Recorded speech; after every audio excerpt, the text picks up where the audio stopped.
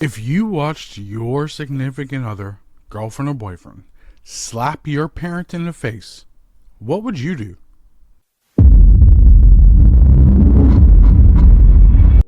Last week, my girlfriend and mom got into an argument. It started over something stupid. My mom made a comment on how girls these days don't know how to run a home. He ain't lying. And my girlfriend took it personally. Words were exchanged, voices got louder, and I tried to calm things down, but I froze. Then suddenly my girlfriend slapped my mom. Competing for the crowd. Everyone went silent. My mom didn't even yell. She just looked shocked and walked into her room, and I stood there doing nothing. Afterwards, my girlfriend cried and said she lost control. She said that my mom has always been passive-aggressive, and that this was years of frustration coming out, and she begged me not to leave her. Please don't leave me! Please! My mom hasn't talked to me properly since. She says she's fine, but I know she's hurt, not just by the slap, but by the fact I didn't defend her. I can sympathize and understand his secret because I don't know what I would do if a significant other of mine put hands on my own mother.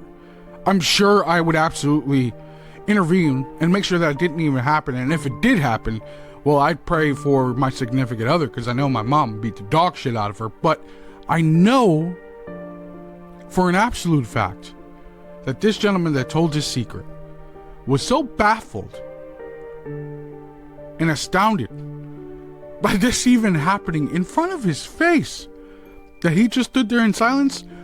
I can understand that. And I'm sure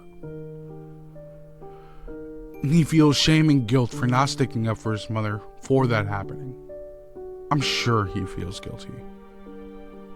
I mean, what would you do? If your significant other put their hands on your mother, let's say even father, would you just let it happen? Would you stay with them? Would you fight them? Would you break up with them? Like, what would you do? But for this next secret, I can assure you, you're not even ready for it, to be honest with you. She, female, 28, works on a 4-person desk. That's right in front of my male, 29 office. My office is a glass box, so I practically face these ladies all day. She is pretty, but her body shape is ridiculous. Think prime Nicki Minaj, but the ass is real. I don't have to say And it I all. can't talk about his he wants to talk about my eye. Nice toes as well. We work half days on Saturdays. On this particular one, I stayed longer. When they had left, I got out of my office and pulled her chair into my office. And I sniffed it deeply.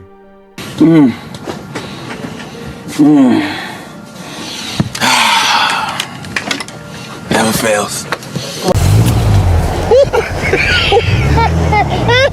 For context, I'm a porn addict active on Edging Talk. Let me tell you something. If it's coming to the point where you feel the absolute need and urge to whip that chair into your office, give it the craziest whiff ever, just so you can feel a little bit closer, it's time for you to put in a resignation and go home. It's time for you to work in an all-male environment because you clearly cannot handle being in an office full of women. It's time to hang it up, bud. Although I appreciate you giving out the secret, and it's fucked to say the least, I think this is where you should probably seek some type of therapy at some point in time. Because the day's going to come where someone is going to report you for being absolutely a wild boy in the office, for saying something out of context, doing something that's absolutely inappropriate, or something inappropriately being seen by you during work hours.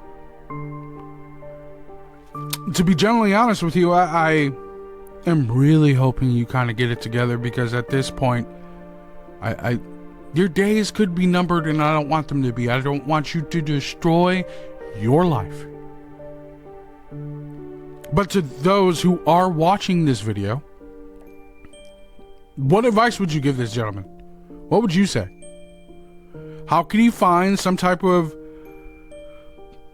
let's just say, anecdote? Not an anecdote, but an antidote to his issue and problems. How can he tone it down just a little bit so he can act normally outside in the real world, especially for his job, and he can goon as much as he wants at home? Because he's at home, he's in private, he's not around actual people. So what advice would you provide this gentleman? I'm genuinely curious. And the advice that you do provide, please try to make it as helpful as possible in the event of that he does try to seek help. But this next secret, I'm actually kind of curious as to what you would do. When I was in my mid-20s, a serious girlfriend of mine drunkenly confessed that she was willingly gangbanged by two of her brothers and their friends when she was in her early teens, and that it wasn't a big deal. What did he say? Suddenly, a lot of her past behavior in our relationship started to make sense, and I broke up with her shortly after because I started worrying that she might actually be dangerous, as in kill your spouse for the insurance money dangerous. It's weird how people have a hard time recognizing someone's serious mental health issues when that person is very attractive. You know, the funny thing about this secret that this gentleman divulged is that we all, as a collective society, ignore red flags when we see them, especially if it's someone that we're deeply attracted to and or are fond of. It's like, yeah, that's something that could be, improved upon, or we brush it aside to try to give them the benefit of doubt of improvement, because that's all we can do as people, as opposed to recognizing that something can be and could be a potential issue within a relationship, and we don't walk away before letting those red flags and issues destroy us. I feel for this gentleman finding out this young lady's dark past, because he just started connecting so many dots that he just previously ignored, and now, thankfully, while it was still getting early, he was able to step away for his own sake, insanity, instead of being pulled in a little bit deeper and making it harder for him to depart that relationship. If you had context, or if let me rephrase this properly. If your significant other told you a secret, such as this one, this prime exact one, would you stay with that person? Would you be okay with this confession, knowing that it was in their teens, but the behaviors from that and the psychological issues that may come with it are still there? Are you still staying in that relationship? Are you going to try to work through it? Are you going to stay committed, knowing that this more than likely has some trauma side effects and issues? I'm curious. Put a comment down below. Let me know. I want to know. Furthermore, I do have another secret for you. It's not just over yet, so hang on. I do have another one that we can share. We can gossip about. So, my best friend just had a baby a few months ago, and she sends me daily updates. Photos, videos, a description of what the baby did today. I must confess that I've never even watched the videos all the way. I just click it for a second or so I can make a relevant comment. Babies and children are so deeply uninteresting to me. But I'll always heart react and say things like, oh, he's so cute. Wow, his nose just looks like his papa. This is a big lie. All babies look exactly the same to me, including this one. He's so clever, etc. Because I love my friend, I want her to be happy. Sometimes you make sacrifices for people that you love. And in this case, I'm giving up looking at silly animal videos on the toilet to gas up this infant that I've never even met. You know what's interesting about this secret, honestly? Is that we hear a lot of comedians and people just in general just be so exhausted about trying to gas up your kids. I personally I have nieces and nephews, and every time that I'm sent a photo, I'm just like, okay, I saw them yesterday, they look okay today. I don't particularly care. I'll see them next week. And then you got other individuals who just had their baby, who want to share all their moments with everybody else, and they want everybody else to have the same exact excitement of which they have, which is totally understandable. This is your first kid. It's a kid. But in that same breath, I must say that, these are your individual moments.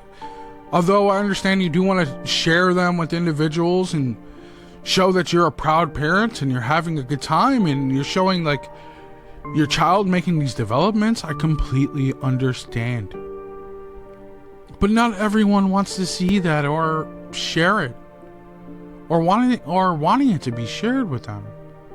If they really want to know, they'll reach out to you. And I'm kind of guessing that this is the same sentiment within The Secret, is that it's like, oh, that's nice, but I don't care. I'll ask when I ask. I don't need you to send me every second of what they're doing of their everyday life to make it seem like I'm 100% invested into your children. They're your children, not mine.